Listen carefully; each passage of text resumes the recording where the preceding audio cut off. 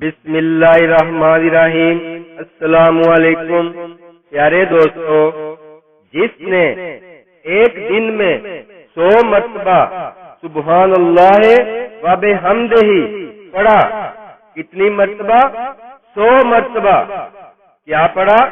سبحان اللہ و بحمدہ، سبحان اللہ و بحمدہ۔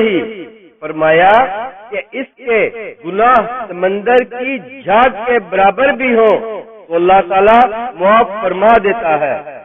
سبحان اللہ۔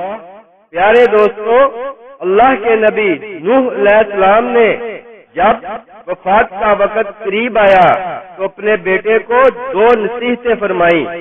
ان میں سے ایک نصیحت یہ ہے، میں تمہیں سبحان اللہ و بحمدہ کا حکم دیتا ہوں، کیونکہ یہ ہر مخلوق کی دعا ہے اور اسی کے ذریعے مخلوق کو رزق دیا جاتا ہے۔